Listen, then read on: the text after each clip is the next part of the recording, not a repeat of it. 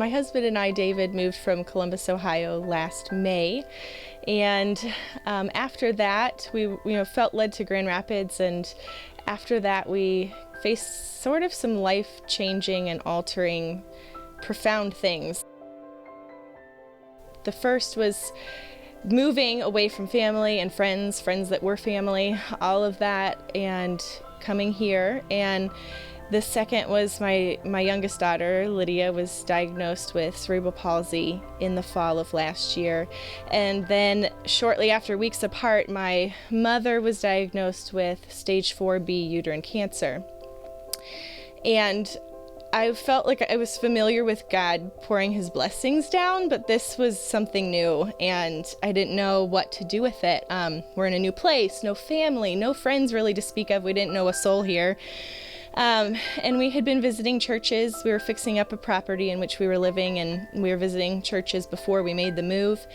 And we ended up at here, of course, Vineyard North, and it was impactful. The very first Sunday we came, we met Ray and Carol.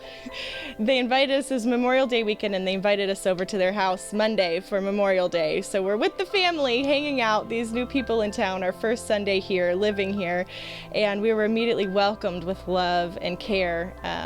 And it meant so much to us. We really did feel like family, even just for knowing them less than 24 hours.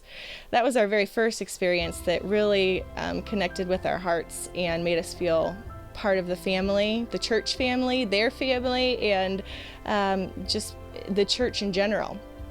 After that, there were so many situations that came up where not having family was difficult. Obviously, my mother, after her diagnosis, she passed away about 6 months after her primary diagnosis, and it was an extremely difficult time. I had not faced any type of loss before, and people in the church just came up, and the first thing that really struck me was, against all logic, which I thought at the time, I didn't want anyone traveling 6 hours from here to come to my mother's funeral. It just didn't make sense to me. And women from the church came and showed that community is much more than logic. It is love, and love trumps that. And that's what this church does. It is love. It is Jesus in the flesh. I remember my grandpa was checking in with me after my mother had passed, and, how are you doing? And I said, it's hard. It's hard. I feel lonely, And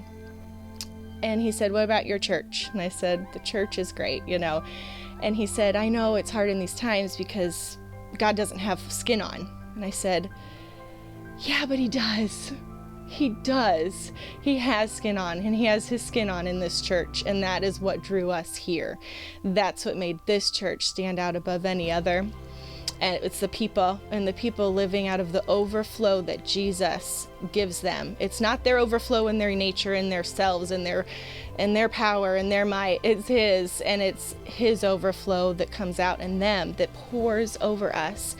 And even just talking and reflecting about these difficult times and how these people have come and embraced me and my family,